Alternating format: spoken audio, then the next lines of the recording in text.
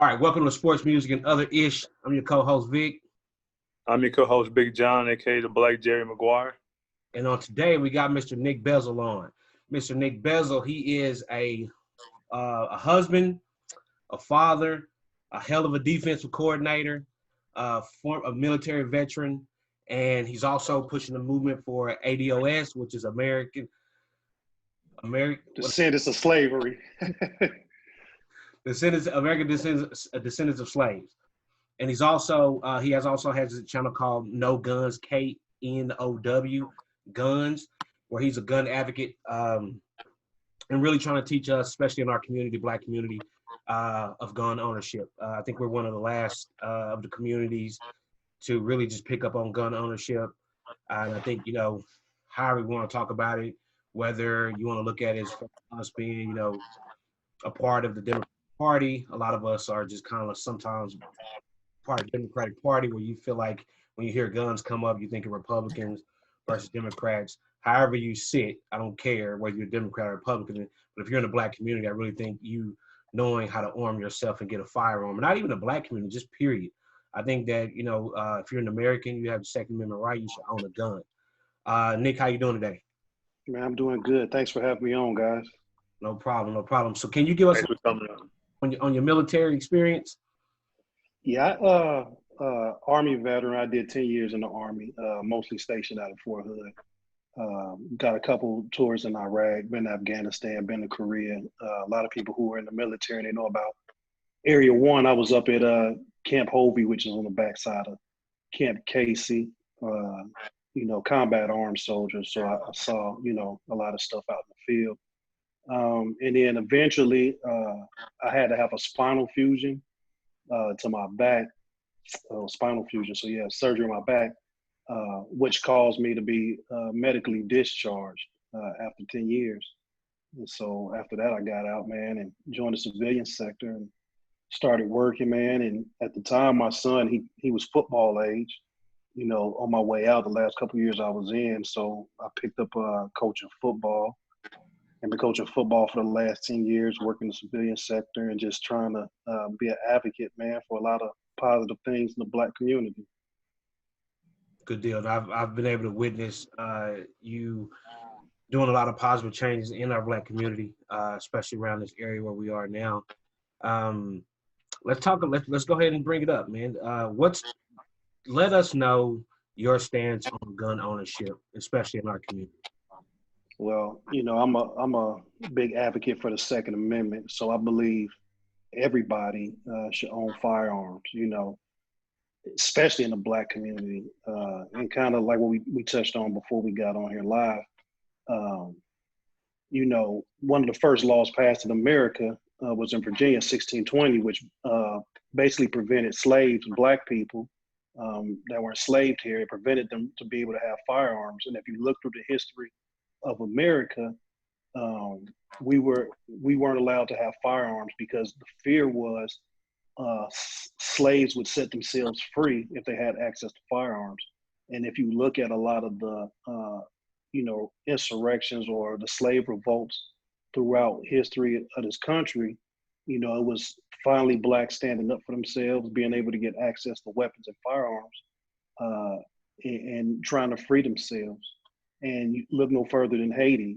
That's what they did down there. That's how they became free. They were able to get a hold of firearms, and they were able to overthrow the French, get them out of there, and then they took control of the island. So I believe what you saw in Haiti was also directly linked to the passing of the Second Amendment here in the United States, because people don't remember or understand the Second Amendment didn't pass until after the Haitian Revolution. So after the Haitian Revolution happened, is when, because a lot of the colonies, they weren't on board, the way the Second Amendment was set up. But after the Haitian Revolution, all the colonies, all the states, they were just like, no, we need it. So when you see in the Second Amendment, a well-regulated militia, they talk about it's to defend against any outside invading force, but it's also to prevent anything from inside happening, as far as big government trying to take over small government or local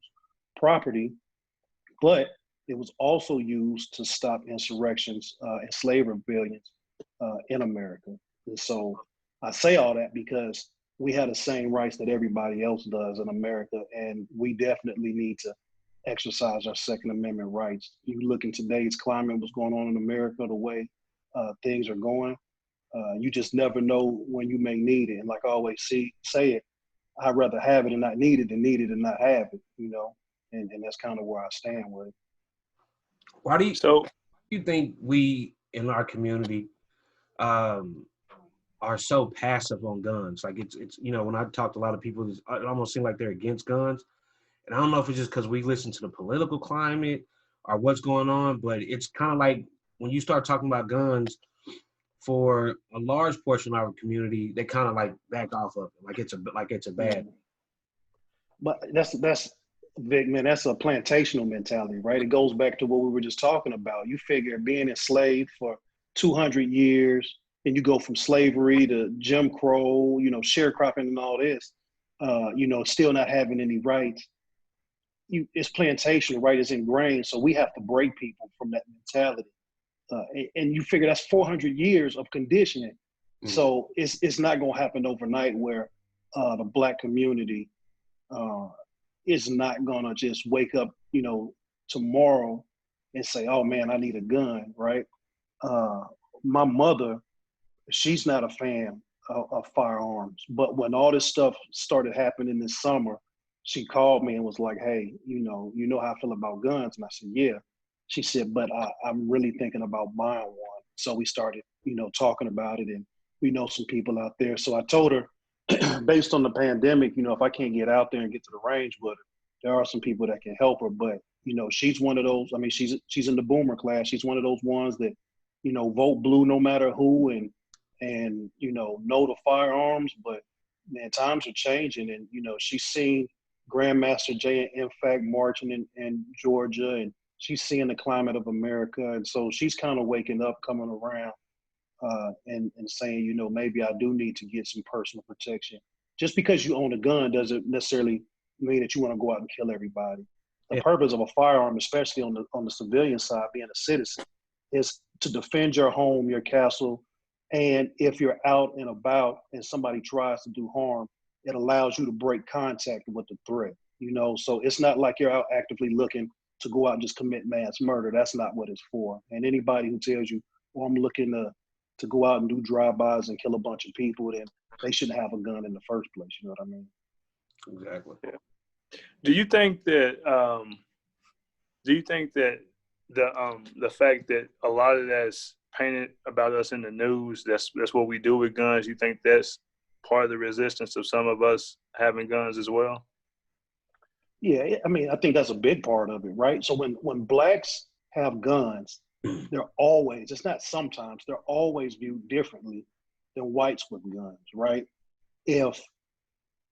So Philando Castile in Minnesota, he clearly let that police officer know, hey, I have a gun permit, I have a firearm on me, but you want me to get my license? Yes, the police officer tells him. So as he's reaching for his license, the police officer panics. Like, I don't know what was the lapse of judgment there or whatever the case may be, but as his brother was reaching to give him his license, he shot him and killed him, and you can continuously watch these videos on YouTube and see, and I'm gonna show you how this all ties in, but no matter what a Black man is doing in a car, walking, he's always perceived as a threat.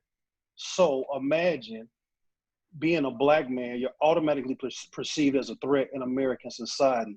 Now you're armed. So imagine how that fear is escalated because you're already feared off top. That's automatic. So that's a given. So automatically think every time you walk out of the door, you're feared by other people in the community that you're in. And now you have a firearm. So now you're a scary Black dude with a gun is basically how they perceive you. And so that stereotype alone has to be broken, right? Because again, we have the same rights as everyone else, but our thing is making it seen more, making people more aware that, hey, we're gun owners too. Blacks own guns, and there's no reason for you to automatically assume that we're going to do the wrong thing with a firearm just because we're black. And I think that's where the perception comes from. Yeah. So how do you, with that being said, we talked earlier about us black people not being comfortable with guns. I know you're pretty comfortable with them. So how, and with your experience, how do you make people feel comfortable with them? Just the handling of them, the use of them. Is it based on the type of gun that's right for the person, or is just how do you make them get a good comfort level in general, or help them to get a good comfort level? Yeah, I think it's twofold, right? So like my wife, she won't fool with any guns that don't have a safety on it. Like if it's a pistol and it doesn't, so if it's a Glock or like a VP9 with no safety or anything of that nature, she won't fool with it. As long as it has a safety, it gives her an extra sense of comfort, right? Mm-hmm. And some people are like that. You can still teach them everything. The weapon still functions the same, because at the end of the day, keep your finger off the trigger and it won't shoot, right? But some people just feel that added sense of security by having that additional safety on there, frame safety. So if you have, one chamber, a round chambered in a full magazine, you have that additional safety. You train to know that if you're drawing that pistol, the first thing you're going to do is use your thumb and flip that safety. You're going to flip it from safe to fire. The weapon will be red hot, which means the chamber is live and it'll shoot when you pull the trigger. But you have to take that safety off for it to shoot. So I think what it comes down to is mentally how people carry their weapon, how they want to fool with their weapon, and if they want that additional safety mechanism that makes them feel good. Like I carry my everyday carry as a Glock. There's no frame safety on it. There's no safety. I use my thumb. It's one in the pipe. I pull the trigger. Boom, it's gone. But my level of comfort with my firearm is different. So I know finger placement and good mechanics. So I'm not worried about pulling the trigger, shooting myself like Plexico Burrs did in New York, right? So you look at situations like that. So when you hear about those stories like Plexico, people were scared because they're like, oh man, a Glock, if something happens, I'm gonna shoot myself with it. But Plexico had to actively put his finger in the trigger wheel and yank it as he was trying to stop the pistol from falling, and that's when he fired and shot himself.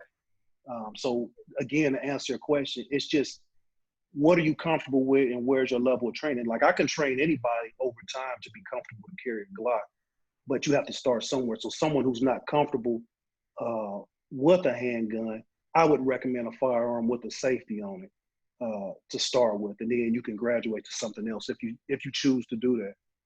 See, I'm the same way. I haven't graduated to the point where I want a gun without a safety. And I think my rationale is because I have kids. Though my gun is away from them, I just would hate for one day for them to come in and find it on an offshoot day and mess around with it. And that's why I've taken the approach to teach them about guns early. Show them how to shoot guns early and understand that you can be safe. Guns are safe as long as you're being safe. But for me, I haven't graduated to the point where I think I'll be comfortable with a Glock, because I don't know, man. It's just kind of weird. When I first found out that they have safeties, I like tripped out. I was like, "What you mean you don't have a safety?" And it was trigger, like the trigger. Yeah, so it's called safe action. If I'd have known, I would have had one in here. But basically, the way the trigger's set up, once you rack around in there, the trigger's out, and so there's a part that protrudes on the trigger. That's the actual safety. So the safety is actually on the trigger. But if you sit and fool around with it and try to pull the trigger without decompressing that protruding piece, the trigger will barely move. It won't go back. It won't fire. Now, I say that, but if that part of the trigger is defective, it will fire. That's the problem. So you have to constantly make sure that you check it to make sure it's you have to do a functions check on it to make sure it's operating properly. Because even though you have that safe action on there, But if the actual firing parts of the trigger are defective or broken, that trigger will pull and it will fire. I've known it to happen to somebody personally. Yeah. That little piece you're talking about, is that kind of like so you got the actual trigger, and you got that little piece that comes out a little bit, kind of like almost like a reset situation?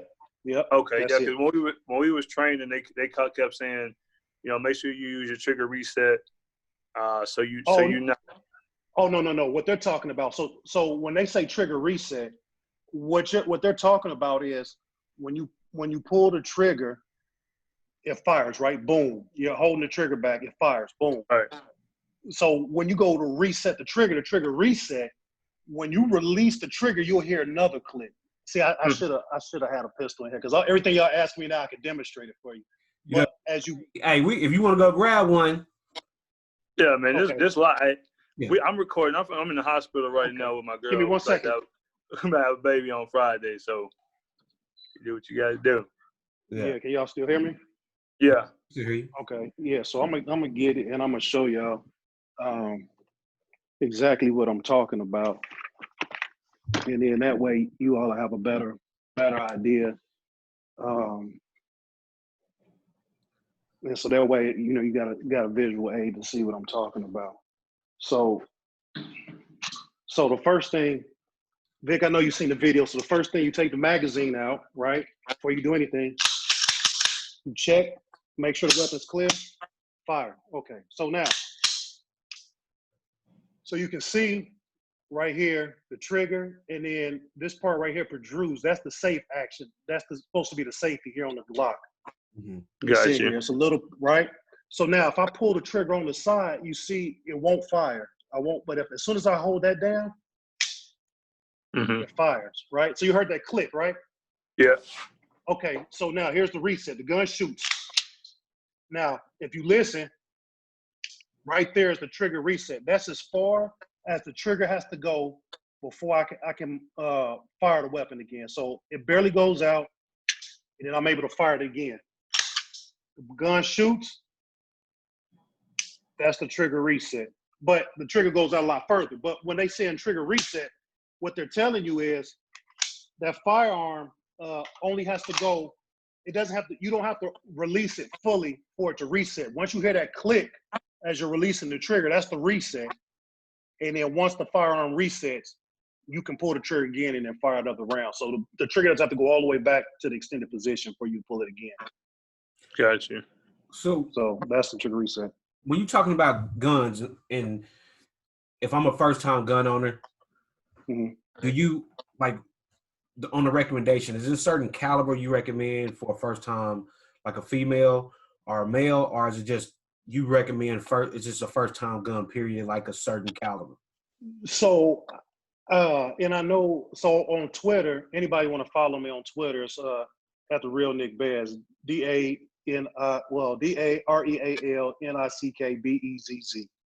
Back earlier this year, and I also was posting it on Instagram. Vic, you may have seen it, but I was on there actually talking about firearms, best budget guns for people to get. It was right around tax time, and I figured if people wanted to get into it, that would be the best time for them to do it.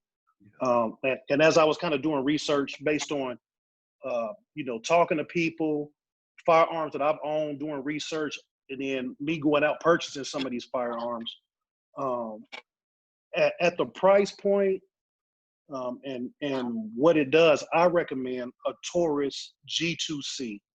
So for anybody, first I was just looking, but as I started doing the research, it's actually good for everybody. I actually have one of those as well. I could probably go get it in a minute. I think that's the gun I get. Yeah.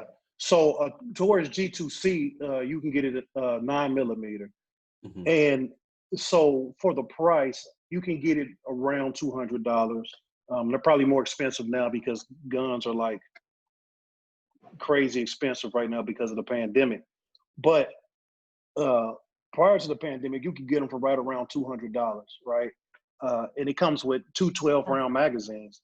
So I have a pocket gun, a Ruger EC9S, which is a single stack. And single stack means it's just 7 bullets in a straight line going in the magazine, where you have double stacks like most Glocks, SIGs, a lot of the what they consider plastic pistols. They're double stack magazines, so they stack on top of each other. So you can the grip is a little wider, but you can fit more ammunition in there. And the Taurus, the G2C, holds 12 rounds. It's a smaller handgun. It's not as small as some, but it's not as big as like the Glocks that I carry. But I recommend people start there. It works. It gets the job done. It's better than a lot of the older Taurus semi-automatic pistols. The ones they used to have, like I used to own them years ago. That the turn sounded old. The turn of the century. I had the Taurus GT and all this other stuff, and they weren't very good, and I got rid of them. But then, as I said, when I started doing these reviews, I started looking at this Taurus G2C, got into it, and it was actually impressed by it. So I bought one, and I like it. I mean, I don't carry it. I should probably carry it more, but I do like it, and I do recommend it for any first-time handgun buyers to buy it, because again, it's not going to break the bank. And you don't have to go out and buy a $600 or $700 pistol the first time. You can go out and buy a $250 pistol that works. That's going to get the job done. And you always want to make sure that you have a gun that if you need to use it, you're not going to have any issues where your life depends on it. And so that's one of those pistols that you can still get on a budget, and you don't have to worry about it not functioning or working when you need it to. All right. Do you feel like people need to have a home defense weapon, and what would you recommend as a home defense weapon? Do people, you think everybody should also have an assault rifle and a pistol? Like, are those three, should you always have those three on hand? Let me tell you, shotgun, rifle, AR, AK, and a pistol, 9mm. So there's several reasons. Yeah, there's several reasons why I say that, right? So, and I'm going to just broadly speak, right, for having that. 9mm ammo, 12 gauge shotgun ammo, 5.56, 223, 7.62 by 39. Like, those calibers are always in bulk. You can always get them. The apocalypse happens, it's going to be dead people with, I'm just talking crazy, but you get what I'm saying. The ammo is going to always be there, right? You're going to always be able to find ammo. Your neighbors have knives, your neighbors have shotguns, your neighbors have ARs and AKs. So first and foremost, like, if you get into guns and you want to start getting some other calibers and doing some other things, that's cool, because I do it. But 9mm, 12 gauge shotgun, AR-15s, which is 5.56, 223 usually, and then the AK-47s, which is the 7.62 by 39 rounds. Every house should have that. Like, that's a must, because every weapon has a different purpose, right? Like, you figure pistols are like the do everything weapon, so you can always have it. And so you were asking me about personal defense, or what do I recommend? It really depends on how your house is set up, actually. Like, if you live in an apartment, well, you probably just want to use a handgun, because anything else is going to go through the drywall and go into your neighbor's apartment, right? If your main point of entry that you feel someone is going to break into is, you got neighbors, whether it's your front door or your back door, but your neighbors are right there, well, you probably don't want to use an AR-15. You probably want to use a 12 gauge with buckshot, because A, it's not going to travel as far, it's going to get the job done, and B, the spray, like if you're shooting down a hallway, you're going to probably hit that person because it's in the hallway. It's at nighttime, you're probably discombobulated, and so it's at night, and depending on how you got your shotgun set up, if you have a light, don't have a light, whatever the case may be, but that spray is going to hit that intruder coming into your home. I mean, you could use a pistol too, but if they come in your front door and you miss, and it's a door facing a neighbor, it's a possibility that it could go through something to strike somebody. But I recommend, if you use a pistol, use personal defense rounds, or if you're using a shotgun, use buckshot. But the very last option that I would personally use is just running, shooting with an AR, especially if you live like in an apartment or your homes are real close to each other. Because once you start shooting, especially with those rounds, and they start penetrating the drywall, and if you got like, not like cinder block bricks, but like the thin bricks, it's gonna start, eating away at that stuff. Or if the door is open, it'll go, like for me, that door is open, somebody kicks in that door and I start shooting an AR or AK, the bullets are gonna fly across the street. You know what I mean? So you have to take all that into consideration, because liability issues. Yes, somebody broke into your home, but you never know what the end result is gonna be. So if you are gonna do that, I advise people to make sure that you get insurance as well, and that you can get that for like $20 a month. And I know it sounds a lot, adds up over the year, but it's like anything else. Your home insurance, your car insurance, your life insurance, you pay for it. You don't plan on dying, don't plan on getting in an accident, you know what I mean, or having to go to the doctor, but you have it just in case. So it's the same thing with that. Like if something happens where you have to shoot somebody and you got certain insurance, or you're in certain programs that cover you, like they'll pay for your bill, they'll call a lawyer for you. If you have to pay out any money, like it covers everything. So if you're going to get into it and you had a means to do it, right? And, on my channel, I really preach responsible gun ownership. Mm-hmm. So, it would be disingenuous for me to speak about the Second Amendment and gun ownership without speaking responsibly about it. So I know everybody can't afford different types of insurance, but I'm just strictly saying for the ones who can, it's better for you to have it. Because if you find yourself in a situation, there's really no out-of-pocket fee for you. Like if you have to go to jail, they'll bail you out, and they'll cover your lawyer fees. And even it's to the point where if you end up losing or there's some damages that need to be paid, they'll pay them. You can get different levels, but you can pay like $150,000, $500,000, or $1 million, just depending on, whether you want to spend $20, $35, or $50 a month. Yeah. And I know when I went to get my CHL, they offered those kind of insurances. I didn't know if you could get them just standalone like that. Yeah, you can get through USCCA, United States Concealed Carriers of America, which I had been looking into, and actually today I was getting ready to buy it today. So when we get done, I'll probably purchase it. And I'm not plugging or anything. I'm not even signed up to them yet, but I am. I'm just letting people know that that's one of the options. And from my research, that's one of the better options out there, because they have like different tier packages that you can sign up and pay monthly. But I would just having a peace of mind knowing that if I ever have to defend myself or wrongly accused of something, or anything happens, that I know I can call a number, and any Second Amendment lawyers in the area, they're going to automatically show up. I don't have to say anything to anybody. They're going to show up, and they're going to plead my case for me. And for whatever reason, if they want to arrest me, USCCA, they're going to wire the funds, and I'll be out of jail, pretty fast. So we were talking about the whole home defense and the different type of guns that you would need. So just kind of walk through a little bit. I guess you start out with the weapon that's closest to you, but in the best case scenario, are you using the handgun to get to the rifle, or vice versa? How do you see that? Well, it goes back earlier too. Like I said, two things: your level of comfort with the firearm that you have, right? And so when I'm talking about that on this particular scale, it's how effective are you with your handgun, and how effective are you distance-wise, right? Because you have to understand, it's easy to hit a human-sized target at 3 yards, but it's a lot harder to hit a human-sized target at 15 or 20 yards, right?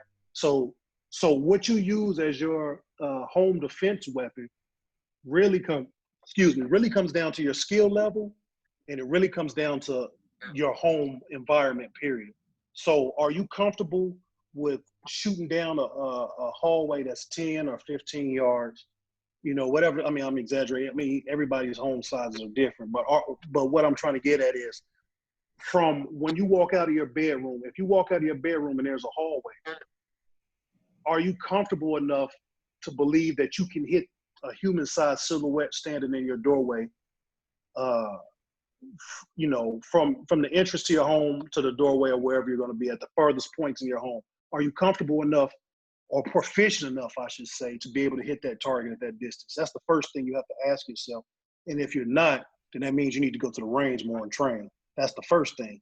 The second thing is, if you don't believe that you have the ability to hit that target, then your option would probably be a shotgun at that point, right?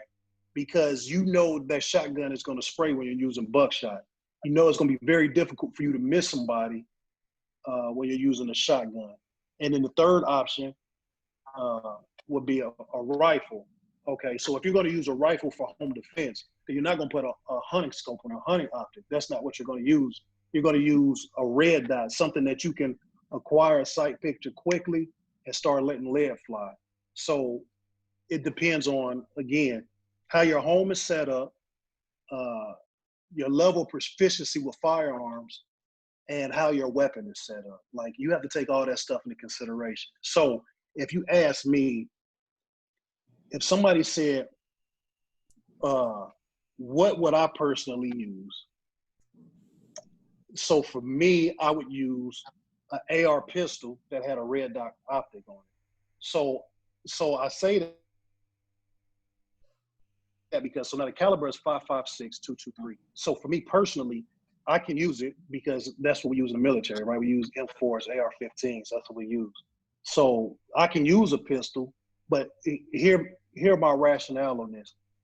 The way I have it set up, I can use it in any scenario, right? And the way my structure is set up here, like the type of ammo that I'll have in there for home defense, I don't really have to worry about striking my neighbors with it, because there's enough distance between us. And by using the type of ammo, I'm using soft point ammo. I'm not running around here with 62 grain, which that could probably be a whole nother show in itself for me to talk about the different types of ammo. But the ammo that I use won't penetrate as much, right? So now I'm not worried about if I miss, it's going to kill somebody. But it'll be just enough that when it hits somebody, that person's going to go down. And the optic that I have on there, as soon as I point that weapon, I pull the trigger, I'm already on target, and I'm going to fire, and I'm going to hit the target. So I'm not worried about missing them anyway.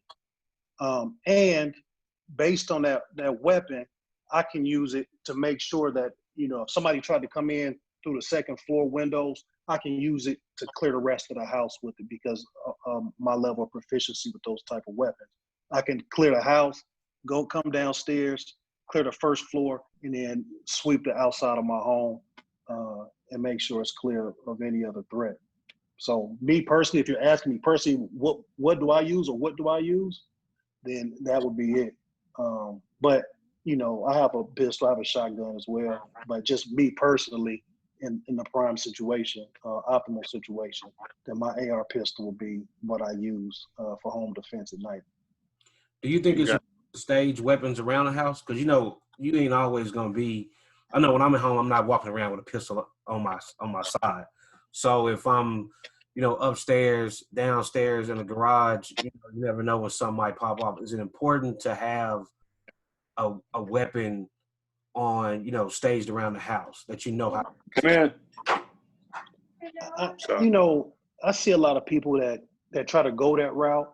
And I mean, if that's what you're comfortable with doing, but I'm not, I'm under the belief that it's really hard for me to believe that somebody is going to try to break into my home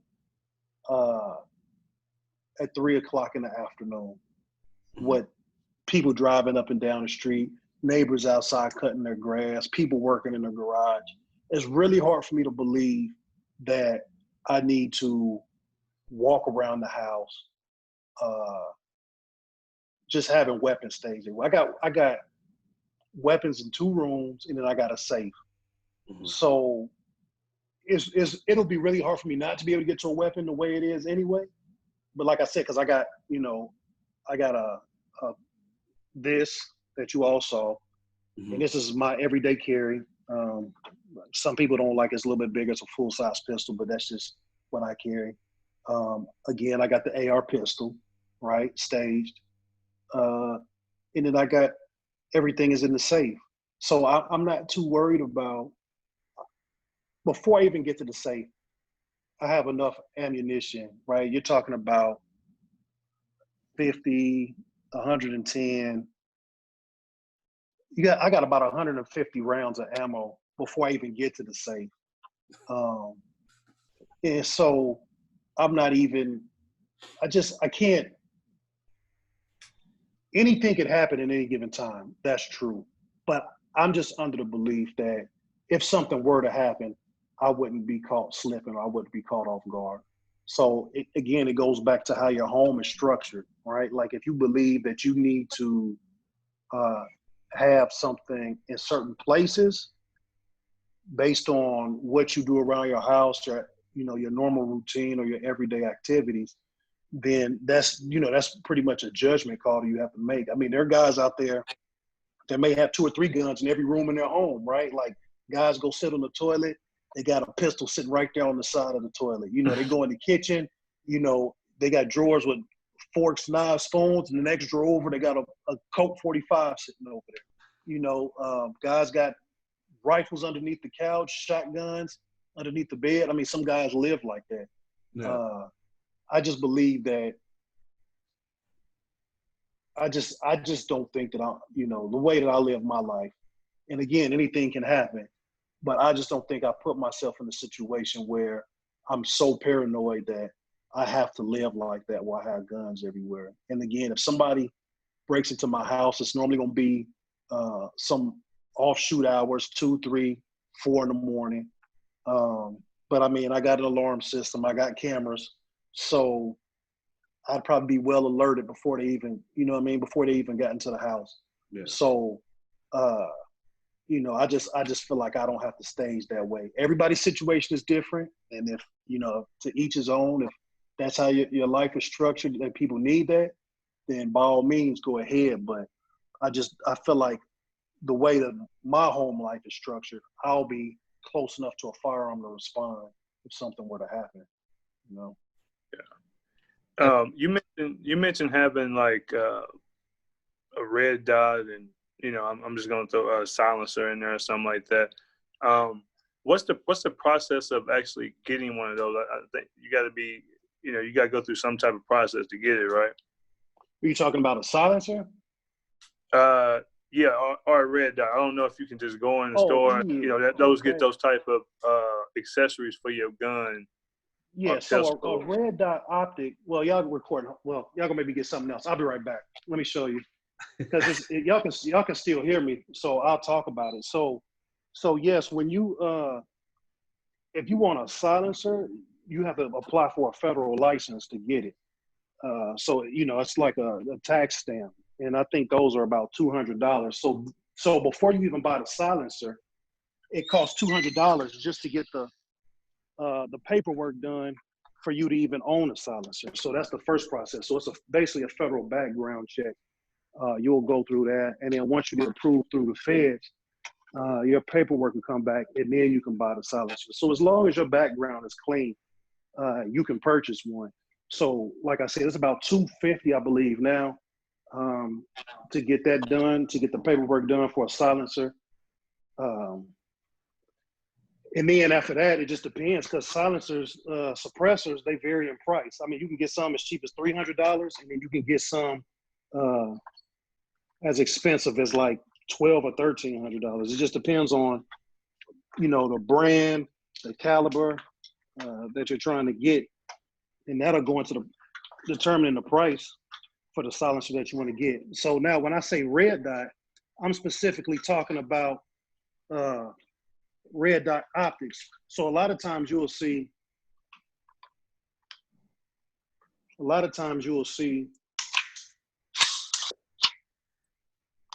people with scopes on top of their weapons, right?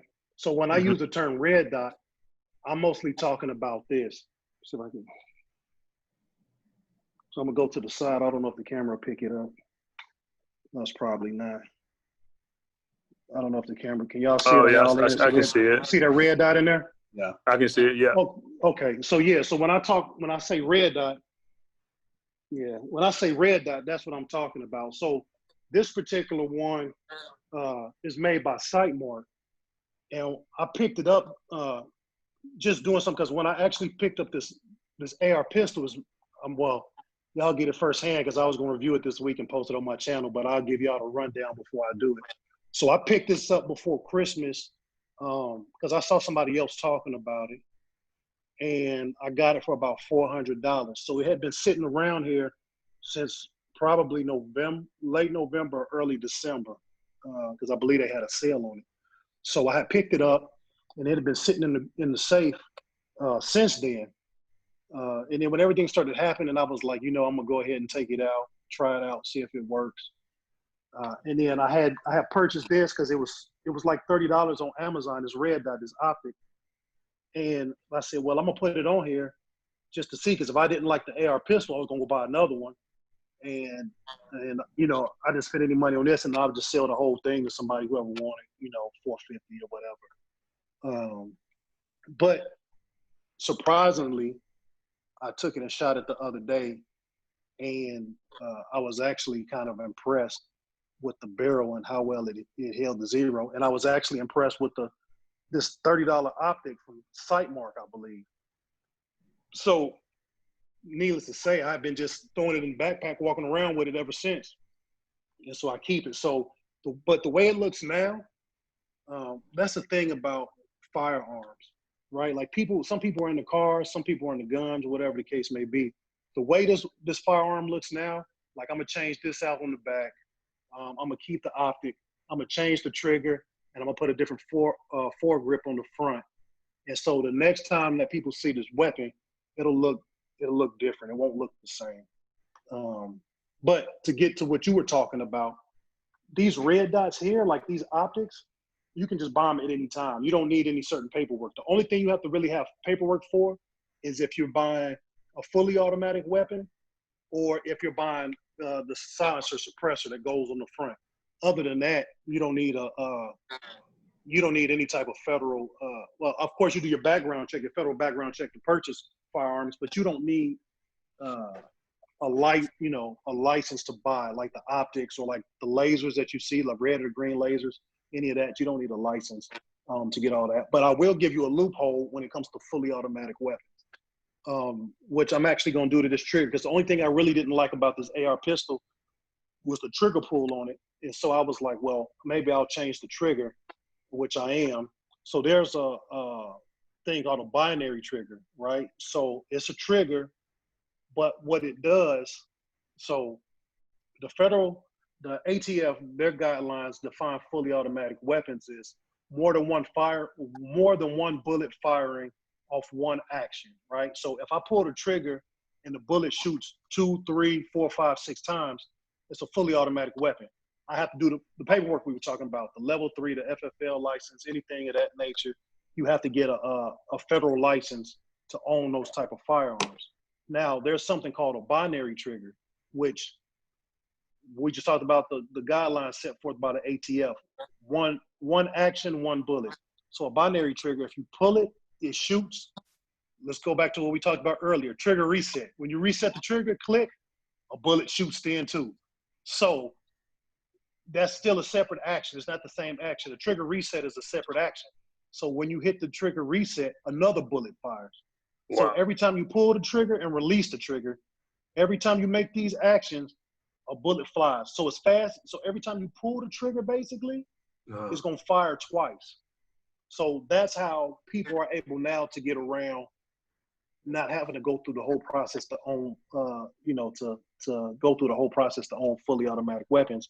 You can buy binary triggers, drop them in what you have, and you basically have a automatic weapon. Isn't that kind of what they was doing with bump stocks? Yeah. So yeah, that was the whole thing. They thought the guy in Las Vegas was using bump stocks when he was shooting from the hotel window, and so they ended up banning bump stocks because bump stocks were basically converting semi-automatic rifles into automatic rifles. So yes, that's what they did with that. But then the creation of binary triggers came out. And so, people can always find a loophole around it, right? And so that's where we're at today. So yeah, so the next time you see that, like I'll do the review on it just how it is now, which I'll probably do Thursday or Friday, and then post it to the channel. But yeah, the stock is going to be different. The trigger is going to be different, and I'm gonna put a couple more things on it. And you know, I carry that in my Glock 17 every day. Everywhere I go, I got that black backpack and this pistol, and that's how I roll these days, because you just never know, you know, where you're going to find yourself or what kind of situation you're going to find yourself in. So I'd rather be telling my side of the story than you are reading about me hanging from a tree in a newspaper on social media or something. You know what I mean? Hey, so your thought process on at what age to teach a child start dealing with guns? I know with your kids, when did you start teaching them as far as handling guns? 8, 9. Mm-hmm. You know, I just, you know, there's some thought that goes into it, especially with boys over girls, right? Like you clearly, as males, especially when the testosterone starts filling up in your body, you know, you start getting that complex. So it's a little, you have to treat it with a little more care. You have to, well, you always want to teach safety, but with boys, you want to make sure that they understand not just the safe aspects of firearms, but understand the consequences if you are using a firearm unsafely in any situation, in particular out in public. You just never want to be in a compromised situation, you know, whether it be a real gun, a toy gun, a water gun, because we've seen time and time again what happens. And I think it kind of goes back to when people were talking about, you know, earlier we were talking about the fear. So I just try to, you know, make sure that I instill safety, you know, that it's not a toy, and that you can lose your life from having one, and, you know, understand the consequences if you have to take somebody's life with one. So, you know, hitting home with safety more than anything else when it comes to teaching kids about firearms is probably the biggest thing that you can do for them, because, you know, everything else will come the more you practice with it, right? Like being proficient, you know, different things they want to do, but just, you know, how real it's not Fortnite, right? You can't rekey, you can't come back, you know, none of that stuff. Like when it's over, it's over. So, you know, just understanding the importance and the magnitude of having a firearm is probably the biggest thing that you can teach kids. And then once they get the hang of that and they understand it, they understand this, it's a tool and not a toy, because it's to protect your life, it's to protect others. You know, some people use it to hunt, right? So it's always a tool. So to teach them, you know, it's not a joke, it's something serious. And then once they understand that, then, you know, teaching them, hey, even though you have to be serious, there's still a level of comfort you have to have to, you know, to use a firearm. So safety first, and then, you know, making sure that they become familiar with it. Gotcha. I got a two-part question.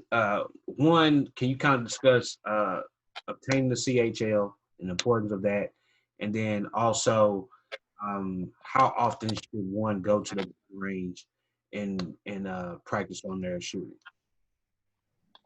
So to get a CHL, I'm gonna speak specifically for Texas. Most, you know, some states are different than here, but in Texas, you have to go. It's a classroom setting. It's one day. You go. They'll teach you basically the laws of Texas, of being a firearm owner, and having a firearms license in the state of Texas. You know, basically what you should and shouldn't do. You know, being right or wrong. And then after that, there's a proficiency test, the actual firearms test that you have to pass to be able to obtain a CHL or LTC now is what it's called, license to carry. And I'll just tell people there are three different distances you have to shoot from. So you get 50 shots, 3 yards, I believe 7 yards and 15 yards. And I'm telling you now, if you are halfway decent, by the time you get to the 7 yards, like once you get done with the 7 yards, you've already passed. Like as long as you've done what you're supposed to do, you've already passed. So you get to the 15 yards. And again, how everything ties in when we're talking about your level of proficiency. Can you hit somebody from 15 yards away? Do you feel comfortable with doing it with a pistol? Well, you'll find out when you take that test if you can do it or not, because I think the last 5 shots, you shoot at 15 yards. Some people can't even hit the paper of a target, of a human-sized silhouette at 15 yards, right? So, so you'll learn real quick how much training you need to do. The biggest thing about firearms when you're shooting, there's a phrase that says aim small, miss small.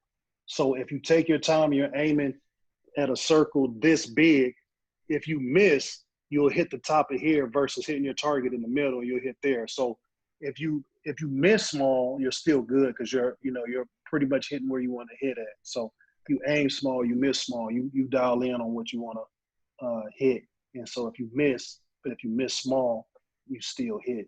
But that just comes with practice, So for anybody out there that wants to get their license to carry, just go out and test it yourself. Go to, like I said, I believe it's 3 yards, 7 yards, and 15 yards. And everybody should be able to hit it at 3 yards. So I would say practice at 7 yards. And if you still can get aim for the X on the target, and if you can hit it about that big around, then inside the middle of that silhouette, then you'll probably be fine. You'll be good to go when you go do the proficiency test for your firearm. Yeah. So I recently took I had to qualify for a Category 3 peace officer, and right. Man, 15 things changed at 15, especially for somebody who wasn't used to shooting from that distance. We did 3, 7, 15 standing and kneeling. Right. So, and it gets really different when you kneel. Yeah. For me it did anyway. I was able to qualify. I don't know if we had 50. We didn't have 50. I don't think we had 50 bullets though. But I was able to qualify. I think I shot 300 and something. So wasn't too bad. But I do, like I was telling Vic, we talk about a lot. So I need to get a little more practice and get into it just a little more. But what I was going to ask you is, when we were out there doing it, they were trying to we went through the classroom stuff, and then we went out there and we had to qualify and whatnot. But we were talking about the aim. Looking over your front sight. Don't look over it. Try to look. Just pay attention to your front sight. Can you kind of go into that a little bit? Yeah. So it kind of ties in. I know, Vic, you had a 2-part question. Yeah. So it kind of ties in, right? So how often should you practice? As I say, practice as much as your budget will allow you to practice, right? Like that's just really what it comes down to. So the place where I go shoot, that you'll see like a lot of times in my videos, it's in South Austin. And they have a deal. Vic, it's the range. Yeah. So you can get a monthly membership, which if like for regular, just if you just buy the membership regularly, it's $55 plus tax. And if you're law enforcement, prior service, or like EMS, it's 20% off. So it's like $47 after tax to get it. So that allows me to shoot as much as I want. So the flip side to that is, how much ammo can you get? Yeah. Right? How much does the ammo cost that you're shooting? So it goes back into those common rounds: 9mm, 12 gauge, 5.56, 7.62. Right? Mm-hmm. These brands that you can get practice ammo in bulk that don't cost a lot of money. Right? So like with AKs, you can go get 1,000 rounds for $250, but you can shoot for a couple months, depending on how much you're going to shoot. Or you can get 1,000 rounds. People who don't shoot a lot, it'll last them a year and a half, So that's the first thing. So how much money do you have allocated to go shoot? Like, that's the first question. And then, John, to get to your part, so depending on what you're shooting, pistols. So what you'll see, and this goes for a lot of weapons, right? So you always have a front sight post, which is on the front of the weapon, right? Whether it's a rifle or pistol, you have one by itself. And in the back, you have this V shape whether it's a rifle or a pistol, you have a V shape or a U shape. So depending on the distance, right, you can use that front sight post without having to take the time to line them all three of them together. You can use that single front sight post.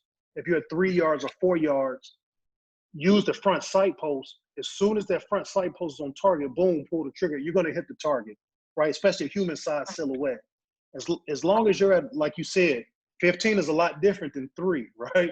So as long as that front sight post is lined up on the target at 3 yards, you pull the trigger, you're going to hit the target, right? Because you're too close to miss it. You can do it at 5, 6, 7. Now, once you start getting past that, you got to put a little more effort into it, right? But just being at home, when I was talking about aim small, miss small, right? Just by being at home, there's a drill you can do, right? So say you buy a target, and you put it up somewhere, a wall, a door, whatever. So what you want to do right here, you'll line up the front and the rear. You'll find a spot on that target, and you'll aim at it. And then once you aim at it, you'll pull the trigger, right? And then so you want to make sure that you're still focused on that same spot on the target that you were aiming at when you pulled the trigger. Now you want your gun to go through the action like you fired. So now you're off target, but then you're going to go to the reset. And once you get to the reset, you want to focus back on that same spot you were focused on before and have all your sights lined up and pull the trigger again. The gun shoots, reset, you're back on the same target, pull the trigger again. It shoots, you go through the reset, eyes on the target, pull the trigger again. That's just something that you can do in the house to work on your proficiency. Like, you don't always have to go to the range and shoot a bunch of ammo to become proficient. The small things start what we call dry fire, doing things like that. Like, whether you're working on breathing techniques, where your finger is on the trigger, just small things to improve your techniques as you go. But the key is going to always be making sure that you have a firm grip, you're steady on the target, and that you're always looking at the exact same spot every time you pull the trigger. That's how you get consistent, So it doesn't matter, just make sure that you have a firm grip and that you're always looking at the same thing. Because what tends to happen when people shoot and they anticipate the shot, right? So when you fire, the gun rises. So when people anticipate the gun rising, they tend to push out or push down because they're anticipating the rise of the gun.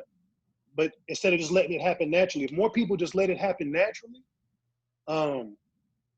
people will be better shots. But a lot of people are conditioned to just, mentally, and that's what it really comes down to. It's where you are mentally when it comes to firearms. People push down. And I mean, even the best shooters pull rounds from time to time. Like, if I pull one, people will tell you who shoot with me. If I pull one, I'll say, oh, man, I pulled a shot. And when we bring the targets in, I'll be like, yeah, see, it was this one right here. Because I know fundamentally I did something wrong at that time. So if I shoot 10 times, and I will know personally myself before we even bring the targets back in, I'll know mentally what I did wrong as I'm doing it. And then I'll be able to know, hey, this is where I messed up at. And I can tell you exactly where it hit based on where I messed up at. And when we bring it back, that's normally what happens. So it's about, again, we talked about it earlier. How comfortable are you with firearms? How comfortable are you with the firearm that you plan on using the most? And then how much can you practice with it? That's really just what it comes down to become good at shooting. How often are you supposed to shoot your gun? Can your gun set up? Is there a certain amount of time you can have your gun set up without fire rounds through it? Is it like a certain time frame you're supposed to put rounds through it?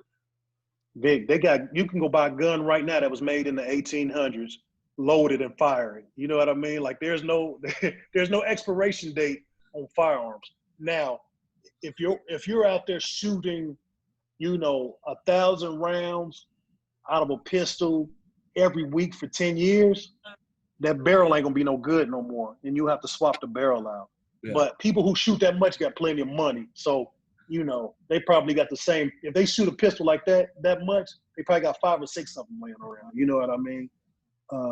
Because I mean, me personally, at one point, and at one point I had 4 Glock 21s, the 45 ACPs, because I love them. You know what I mean? That's my favorite pistol. Yeah. I don't carry it. I used to carry it in my younger days. I used to carry it everywhere with me.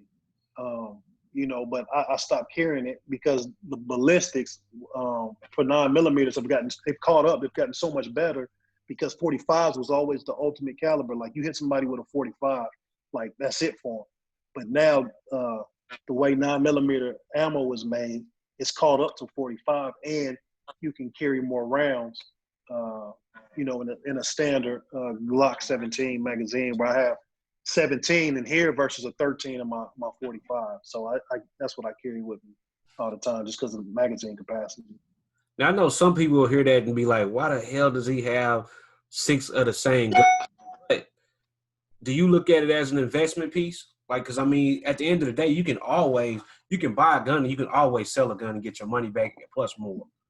Yeah. It's just one of those things, man, where you like something, you have it. Again, I never want to wear it out. I got my favorite, so it's I know that's the one I'm always have. But I mean, it's like any other type of collector's item, right? Like you have it, and then people may say, "Hey, man, I've been looking for such and such." Oh, well, guess what? I happen to have one. You want it? Like, we can make a deal. Whatever the case may be, or it may be something where we may want to go do something fun, and I got 5 buddies who want to go shoot. I'm like, oh, well, this is what I carry. I got a couple more. We can all have one and go to the range and go shoot it. You can tell me what you think about it, So, I mean, it's different. I mean, at one point I had 3 Mosin guns, which are pretty old rifles, and yeah, they still worked. They were actually used as sniper rifles in the early wars. A couple SKSs, I still got one of those left. And those were made in the 50s, and they still work, and they're good too. So, it's just one of those things. But firearms used to be a lot cheaper. Like those Mosin guns were going for $90 at Cabela's, a couple years ago, and I never shot them. So I gave one away as a gift to a friend, and then the other one that I had just sitting in the safe, I cleaned it and everything, and I never did anything with it. And then a buddy that I work with, matter of fact, the guy who owns the Ruger 5.7 that you were asking about, yeah. he was looking for one, and people were selling. I remember, about 6 years ago, I bought mine for $90. People now are selling them for like $400, $450. So I gave it to him for $250 because I wasn't gonna do anything with it. So I gave him the rifle and some ammo with it. For like $250, but I paid, probably like $95 out the door with tax, but I wasn't going to do anything with it. Yeah. But people were, trying to hit them across the head, $400, $450. I gave it to them with ammo for $250 just because, Yeah. So. Now, are you more prone to do conceal or open carry? Because I know since we went to open carry, everybody likes to open carry, but I'm still a big proponent of conceal just because. I mean, I don't want people just to know what I have. So if something go down, like, yeah, surprise. So when the whole open carry thing happened, I did it once, twice, once. I did it once, just to do it, just because you could do it, right? I exercised my rights, so I did it. So I walked around all day, with an outside the waistband holster, and just walked around my pistol out all day. Nobody said anything. Nobody did anything. What was this, like 4 years ago? Like nobody said or did anything, but I can still carry. I mean, for the exact reasons that you said, right? Like I never want anybody to know. Like a bad guy is always looking for good guys. So if somebody plans on doing something, if I were a bad guy, I would be looking to see, okay, let me see if there's any other guns around here, because a good guy with a gun is going to stop a bad guy with a gun. We've seen it time and time again over the last couple of years. Like, these mass shooters, like when they get stopped, is because somebody else with a gun puts them down, right? So that's going to be the first thing. If I were a bad guy, I would be looking for a good guy with a gun. But if nobody's open carrying, now I don't have a problem with open carrying, especially in certain situations. If you're actively exercising your First and Second Amendment rights, which we could probably get into, like if you're peacefully assembling and exercise your First Amendment right, and you choose to open carry and exercise your Second Amendment right, I don't have a problem with it. If you just want to open carry, it doesn't bother me. I'm a gun advocate. It doesn't bother me then either. But me personally, on a day-to-day basis, I won't open carry. And there will be very limited situations where you see me openly carrying a firearm, you know.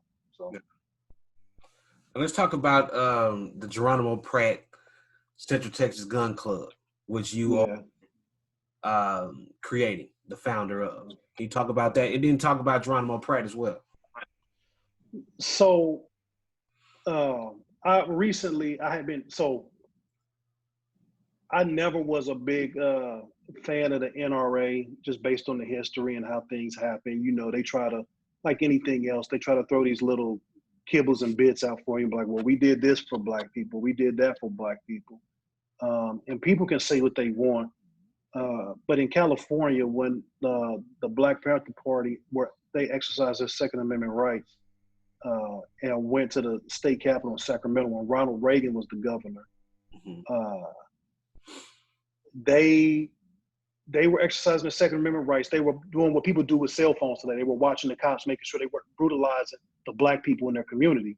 So while they were exercising their Second Amendment rights, and what people have to also understand is it wasn't just the Republicans, it was also the Democrats in California, that they were thinking about passing the bill, but when they saw armed Blacks come to the state capitol, hey, they said no more, they couldn't have it.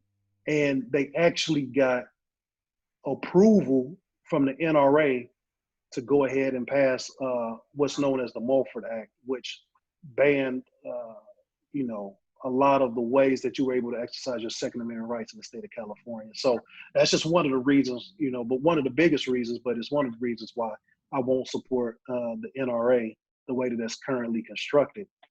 So doing research, there's a organization called NAGA, the National African American Gun Association, which popped up a couple of years ago. And they're, coined the Black NRA. So I recently became a member of NAGA. And, as I was doing the research, I noticed, because they're out of Atlanta, which, kind of makes sense, Black NRA Atlanta. So, I could see that. Then I started looking at chapters all over the country, but I noticed Central Texas at the time didn't have one.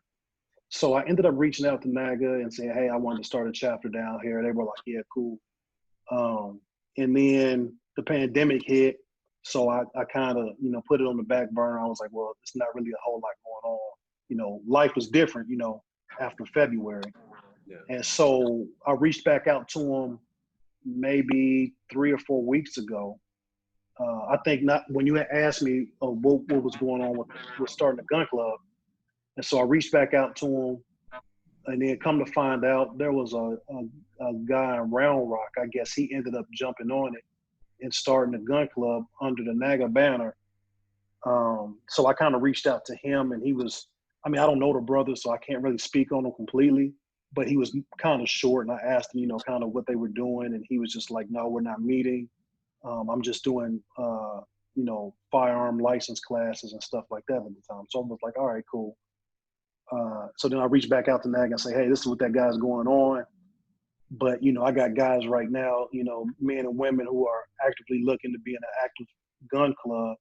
So what can we do? So there's the guy who runs the club out in Houston. Me and him started talking, and he was talking about talking to NAGA National, about us, being a little bit different, since the other guy was mostly doing training. And we were talking about doing more about building the brand and advocacy. And so, it's like this process you have to go through. So, I just took it upon myself. The name and everything was already there. I already had people who had been asking, like yourself and a lot of other people asking about it. So I just went on and did it on my own. Now, if I come back and, and NAGA's like, hey, you can go ahead and find our banner, cool. If not, the show must go on. You don't necessarily need to be underneath somebody to have a bunch of like-minded people to get together and shoot, practice, get better, and protect one another and defend others. And so, I just felt that I wasn't going to let some technicality stop, the Elmer Geronimo Pratt Pistol and Rifle Club of Central Texas happening. And to really speak on Geronimo Pratt, this guy, man, was a hero, in my eyes. I can't speak for anybody else, but I can speak for myself, being a veteran myself, and seeing that he served in Vietnam. And this guy had 2 silver stars, he had 1 silver star, which isn't easy to get. 2 bronze stars, again, it's not as easy, to get that. And then 2 Purple Hearts just means he was wounded twice.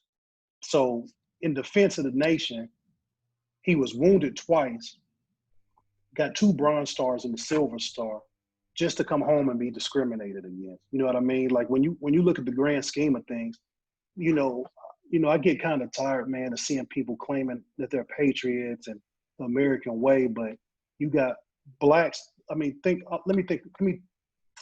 me say this. The original United States patriot was black, Crispus Attucks. He was the first person to lose his life in defense of the nation, for the cause of the nation. He was a black man. The very first American patriot was a black man.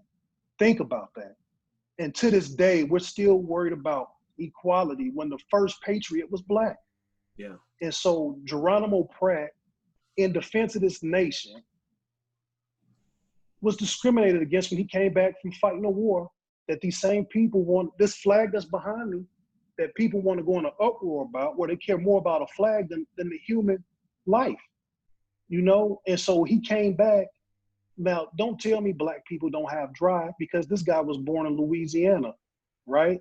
But he fought for his country, he came back, and then of all schools, he ended up going to UCLA, which is not easy to get in. So then he went to UCLA, and then he started working with the Black Panther Party. Now, we all know how the FBI felt about black leaders in the 60s and the 70s. And particularly targeting the Nation of Islam, the Fruit of Islam, Martin Luther King, and the Black Panther organization. But he was targeted with COINTELPRO like the rest of the black leaders. He was brought up on bogus murder charges. The murder happened, I believe, in UCLA tennis courts on the campus. At the time, he was in Oakland at a Panther meeting. But they said that he was down in LA. He murdered I believe she might have been a student or just somebody playing tennis out there. So he was wrongly convicted, went to jail. While he was in jail, he studied law. He also had the support of the late Johnny Cochran. And so they fought. He got his conviction vacated. He got released from jail, and then sued LA, and then won, I believe, $4.5 million. After he got out of jail. And yes, it's the same Geronimo Pratt that Tupac Shakur rapped about. The guy that our gun club is named after is the godfather of Tupac Shakur. Man, that's what's up. Now talk to us about ADOS. What you doing with that? Because your hands in a lot of stuff, man. Yeah, man. So American Descendants of Slavery, man. So it's lineage based, right? It's what we are,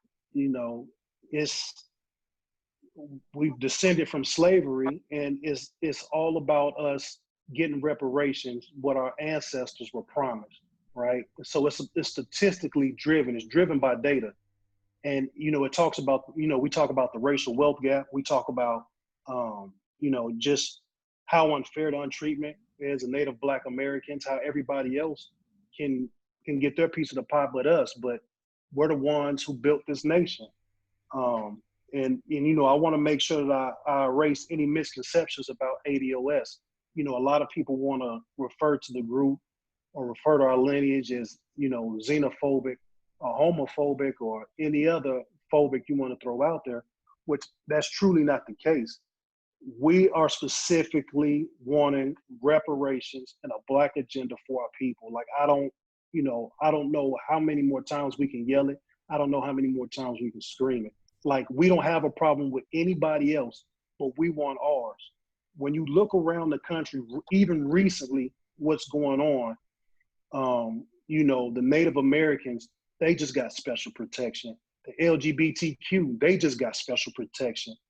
the immigrants like DACA, they just got special protection. This was all in the last few weeks, but we're still getting murdered in the streets. Like, we are trying to be a protected class, and B, we're trying to make sure that we have our own ethnic designation.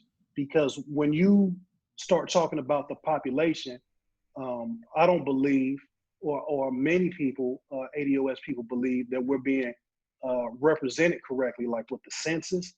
You know, when you did the census this year, if you notice, this was the first time doing the census where you could specifically put your ethnic group in.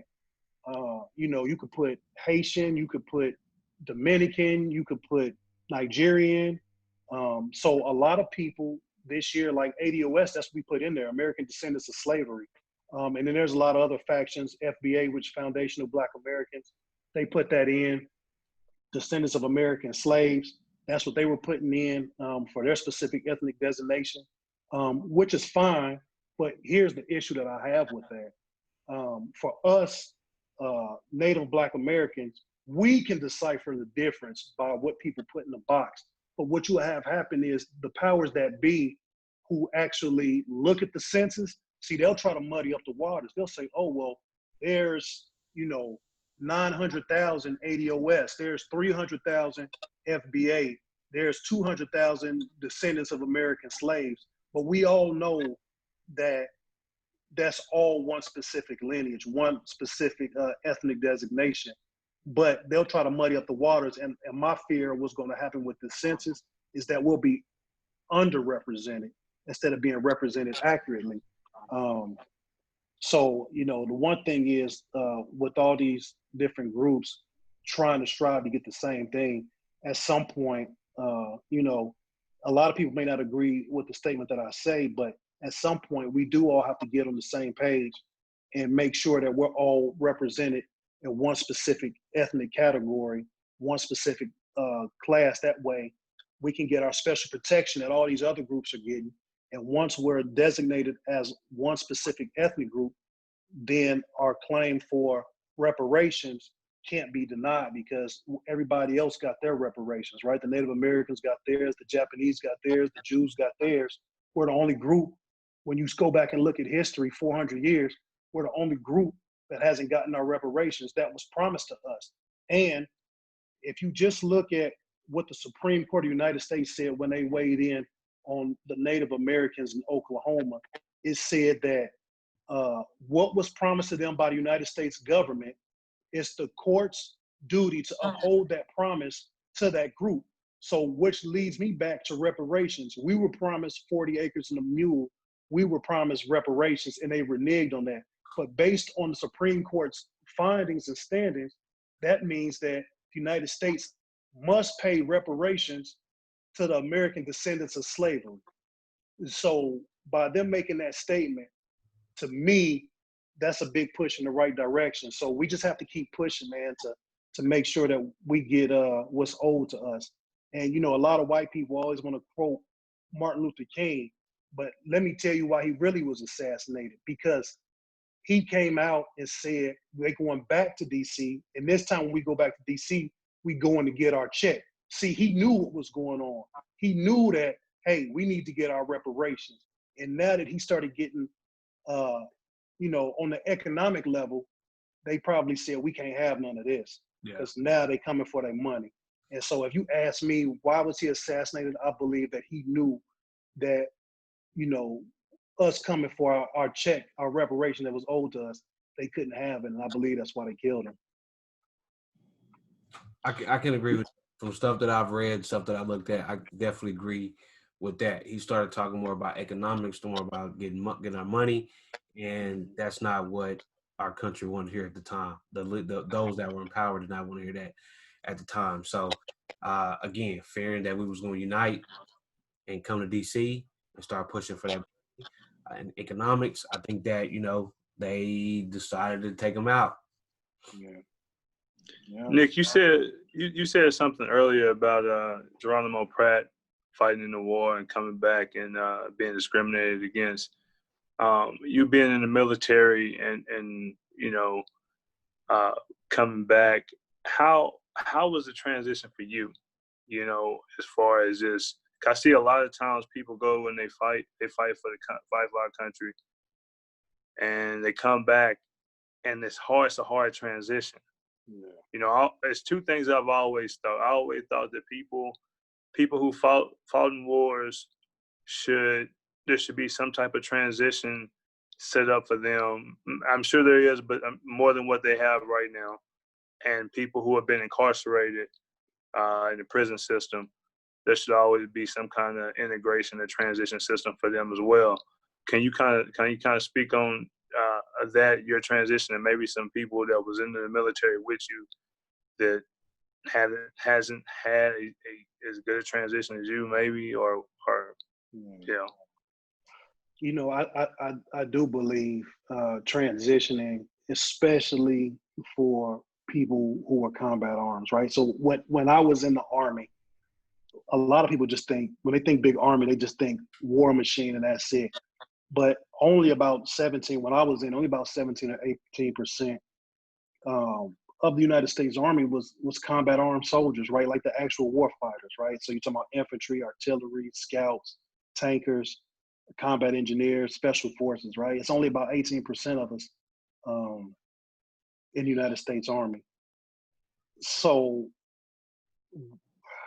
we have, in a way, we have the least amount of skill set. Well, we're the most flexible, but a specific skill that translate in the civilian sector, like that's not really what we do, right? So a lot of times you'll see people get out, they'll be correctional officers, they'll be police officers, right? They have to transition to something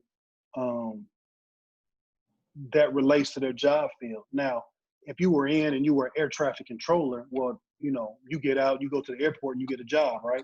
If you worked in there and you worked with radio equipment, you get out, you work for like the cable company or something like that. So it just depends on what your specific job was in the Army and how it translates into civilian sector, right? So then you have the enlisted side, which is what I was on, and then you had an officer side. So the officers are the ones, you know, these are the guys with the bachelor's and the master's degrees. So, you know, and they've been, you know, they're pretty much groomed. So when they get out, you know, when their military service, their contract is up, they're able to get out and, you know, they go to all these other agencies, the FBI, the CIA, you know, they get into these government jobs or they go work in the private sector and they get out making six figures. But it's, you know, it's the ground pounders who, you know, whose bodies get beat up, who, you know, have all these issues and get out and they don't get the same support or the same treatment. You'll see a lot of times companies that say, you know, we support military and we support veterans, but yeah, you may support them, but what are you going to do? Have them stocking shelves or working at the, you know, the cash register? And I'm not saying there's nothing wrong with those jobs, but at the same time, let's not make it seem like, you know, a lot of these guys are getting out and getting jobs in politics or, you know, getting high paid government jobs, because they're not, you know, even in the GS scales, which are when you go back and work government agencies, like the VA hospitals or, you know, just the VA system at all. These guys are getting out on the lower end of the pay scale, but the officers are always going in on the higher end of the pay scale. So even when you get out, you know, the way you get your job still isn't fair. You know what I mean? And most of the, you know, the enlisted people, a lot of times you're going to see a lot more black people on the enlisted side and a lot more white people on the officer side. So even in the military, it still transitions the same way it does in the civilian sector. You know, the white people are going to always be on, you know, trying to call the shots, and we're going to be the ones, you know, doing the hard work, the manual labor. So the transition is difficult. I talked to, you know, some people in LA that are ADOS as well, and they'll talk about how the homelessness in Los Angeles is crazy. Like, we already know the homelessness in LA is crazy, but the black, you know, the ADOS population of homeless people in LA, they say it's probably like 65%. And then on top of that, a lot of those people are veterans. And so you got all these homeless ADOS veterans in LA with no help, no support, you know. So I was fortunate enough to be in a place when I transitioned out, you know, I was in a good place where I was able to get on my feet and get a good job, and use my skill set, kind of in a different way.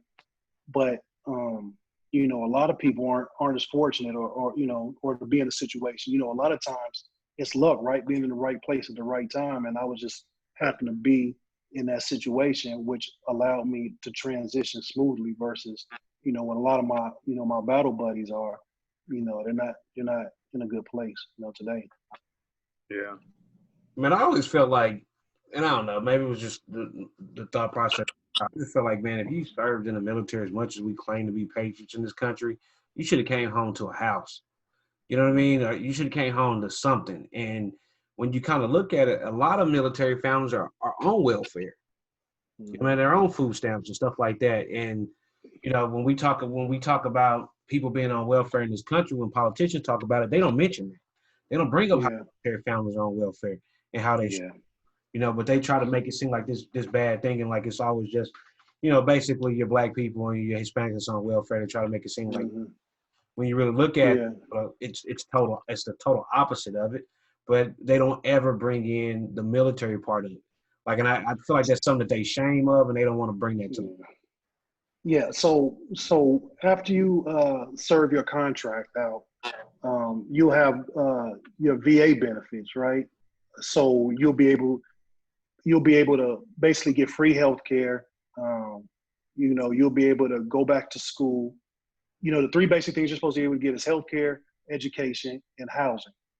So with your VA benefits, you are allowed to purchase a home, but the problem is you can purchase a home with your VA benefits, but what happens if you don't have a job when you purchase this home? You see what I'm saying? So even if you do purchase a home, you're not going to be able to pay for it. So, like you were saying, Vic, I don't know what they can, well, I would have some ideas, but I don't know how you get across to say, hey, we should have specific housing in cities across America that are specific for veterans, right? And for them to use that to transition back into the civilian sector. And they don't have that. It's just like, hey, appreciate your service. Thank you. Have a nice day. Everything else you're on your own. When you separate, you go through all these classes, but they're just like vague, generally speaking. Like they're like, oh, we'll show you how to make a resume. Here's a book, a bunch of jobs that hire veterans. But again, I tell you, you may be out there making $9 an hour, and they'll be like, oh, we serve, we're patriot friendly, but we're only going to pay you $9 an hour. I don't see the real patriotism is that. It sounds like you're doing them a disservice, if you ask me. But you get a lot of people who claim, they're patriots and everything. Like, even when you look at the Kaepernick situation, you had a guy who was special forces, who played for the University of Texas, who played for the Seattle Seahawks. He served the country, a white guy. When he found out what Kaepernick was protesting, he went down, had a conversation with Kaepernick, and told Kaepernick, hey, don't sit, take a knee, right? And when he went down there to meet with Kaepernick, he stood next to him. He stood up. Kaepernick took a knee. He stood next to him because he understood what it was about. But the one thing that always bothered me is, not just that service member, but there's another one, Tim Kennedy, who works, he was an MMA fighter. He was special forces as well. And I believe he trains out of Austin. But he's been on a lot of the networks, particularly, one in particular, I'm not going to say their name, but one in particular. And he was on there talking about people who kneel. I wish they would kneel around me. I'll punch them in the face and this, that, and the other. And it's kind of disturbing when you think about that, because someone who served the country, who understood what you took the oath for, was to defend people's rights and liberties. Even if you don't agree with them, you still serve to allow that person to express themselves freely without fear. Remember, to express themselves freely without fear. So what you're telling me is that if somebody expresses themselves freely, you're going to beat them up. So that's fear. And this is the same freedom that you swore to defend. And I could never get down with that. Like, if you ask me and you joked about it, coaching football. about taking a knee, 4 years ago when all that stuff happened. Yeah. But, me serving or whatever, I mean, I got a flag up in my house. I got a flag outside of my house. Would I kneel? No. Do I have a problem with people kneeling? No, I don't. You know what I mean? Like, I actually congratulate them and applaud them for doing that because I know what people are taking the knee for. And let me tell you something else. This is how I view it, and this is how I rationalize it. When we lose a service member and we have a memorial to them, there's the boots, the rifle, the dog tag, the helmet, and the flag. So when you pay honor to that fallen brother, you take a knee in front of that display to pay honor to that dead American, right? So why can't we look at Kaepernick taking the knee in front of the flag, honoring dead Americans? It's the same thing. And people can't rationalize it, but it's the exact same thing. If he takes a knee in front of that flag because he's paying honor and tribute to murdered Americans, I don't know what the problem is. Because if you have a problem with him doing that, then you also have a problem with service members taking a knee to honor their fallen brothers as well, because that's exactly what Kaepernick was doing.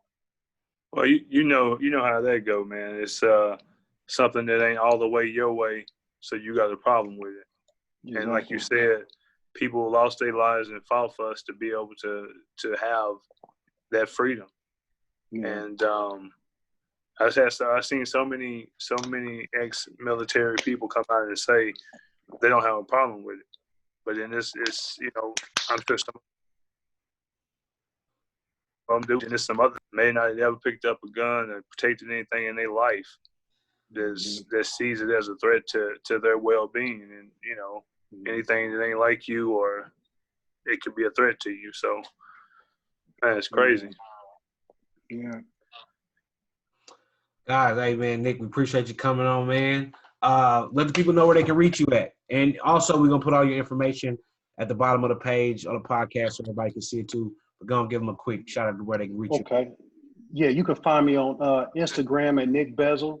You can find me on Twitter at, I think I said it earlier, at the real Nick Bez, DAREALNICKBEZZ. And then you can also find the Elmer Geronimo Pratt Pistol and Rifle Club of Central Texas right now on Facebook. Also, one more quick thing. September 26th, we're having a Second Amendment Unity Walk here in Austin, Texas. All Black people, if you're a legal gun owner, come out and support it. We're going to meet on the east side, which is being gentrified right now. But we're going to meet at the George Washington Carver Library. We're going to walk from there to the state capitol to meet with Black lawmakers here in the state of Texas. Because what we're going to do, we're going to demand justice for our fallen brother, Javier Ambler, who was murdered by the Williamson County Sheriff's Department here in North Austin.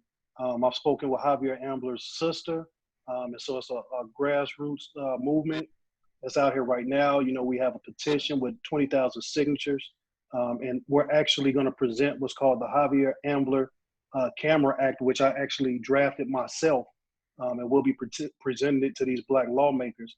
And just to give everyone a quick rundown of the Javier Ambler Camera Act, it basically states that all law enforcement agencies in the state of Texas will be required to implement a body camera procedures in each individual agency.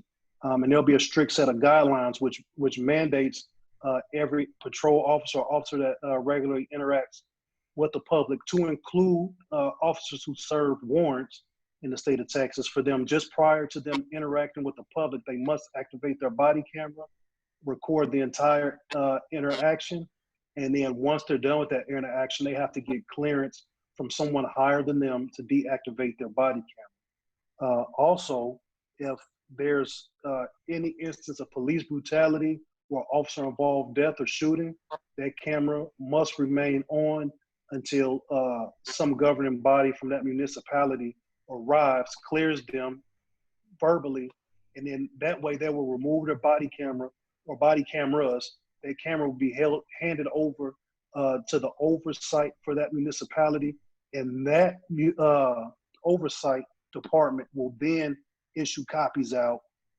A, to the law enforcement agency, B, to the family, C, to the lawyers, and then within 72 hours, for the sake of transparency, they will release the body cam footage in its entirety to the public.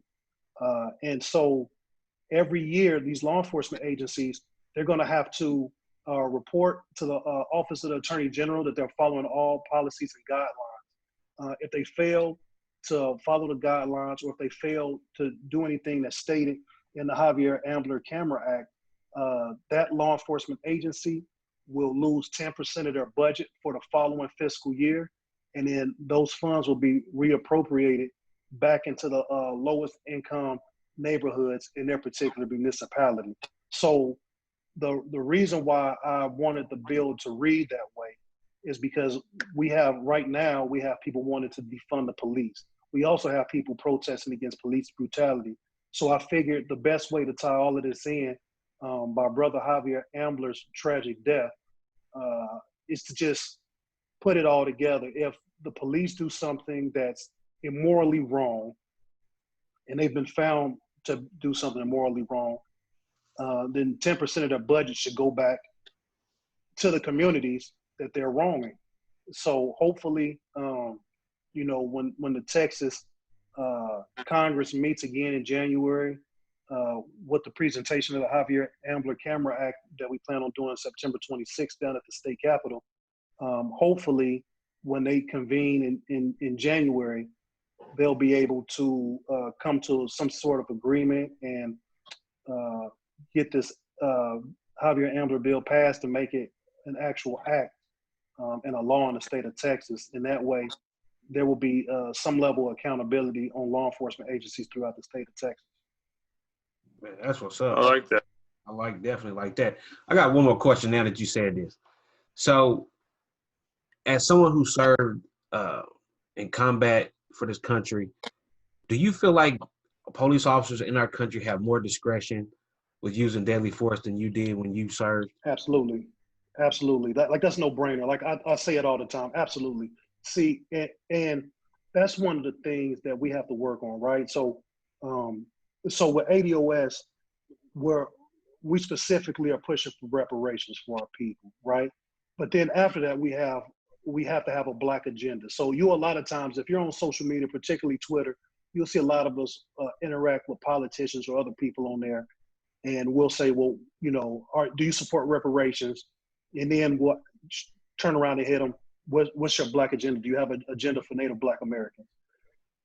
A lot of times they'll ignore it. They'll try to go the other way. They won't hear it. So when we start talking about the Black agenda, we're talking about,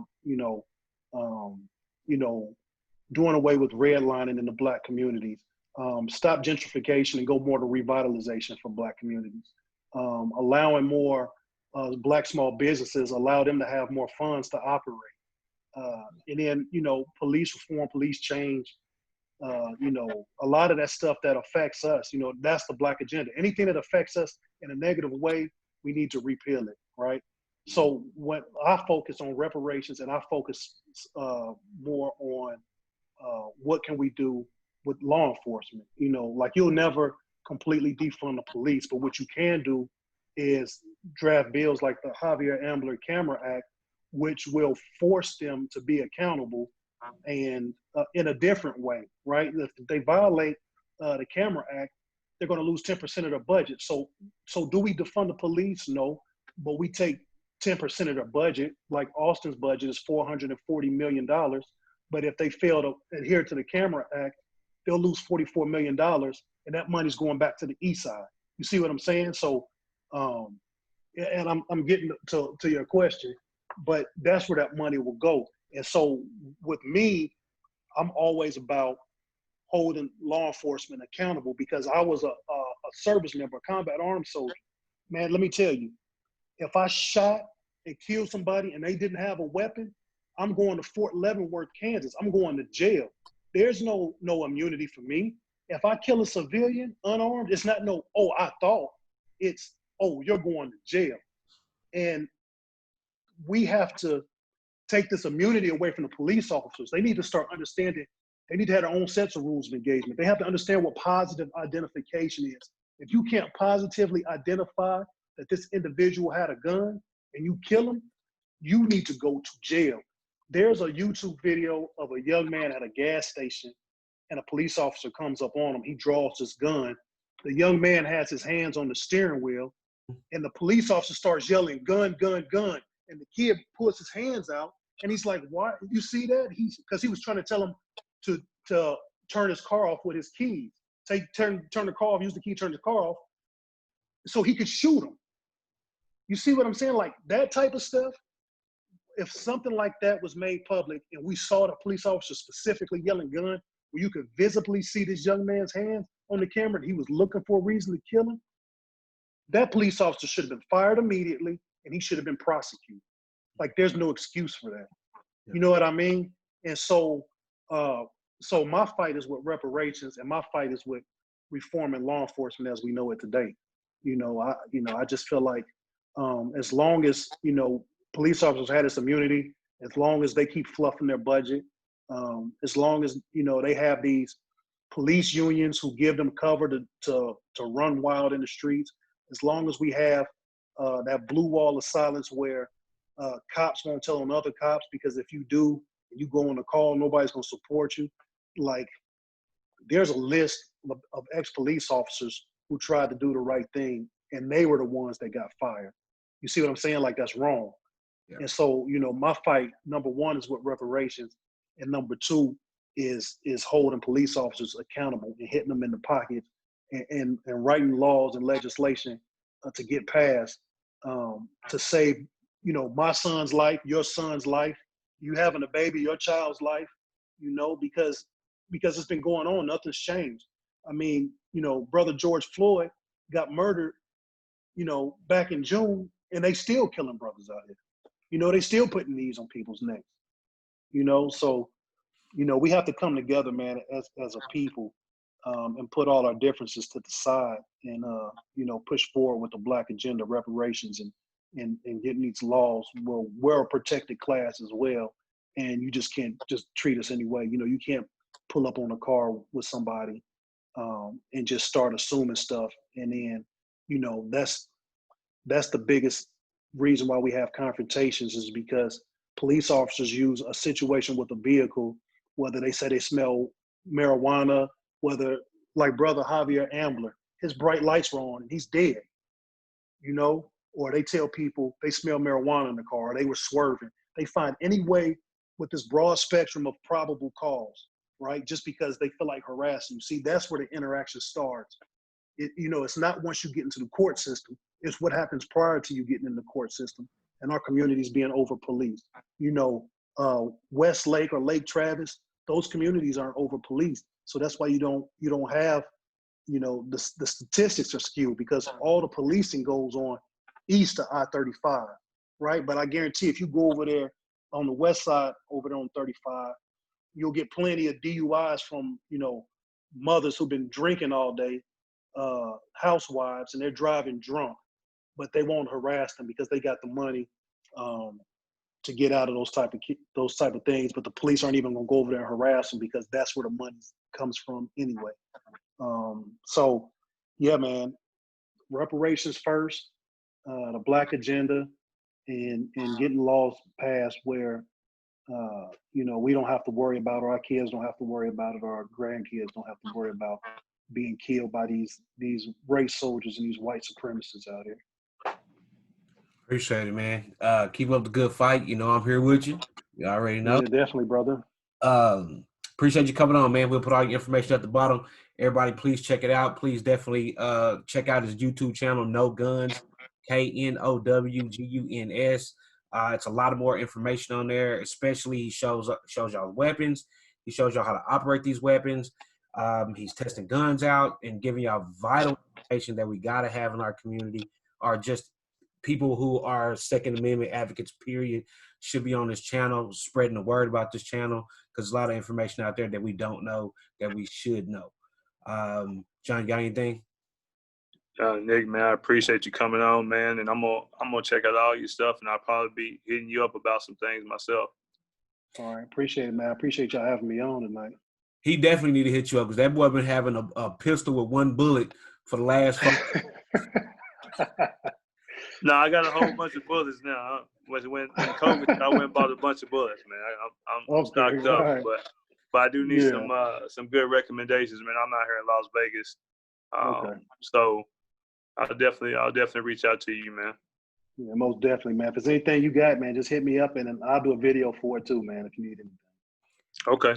Have you Appreciate on, Nick, too. I want to try to get you on the next couple weeks when these playoffs start. I know you heavy into sports.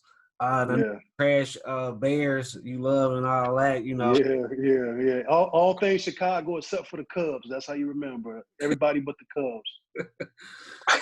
All right, man. We'll see you later, bro. All right, bro. Y'all be easy. All right, John. All right, Appreciate thanks, you. man.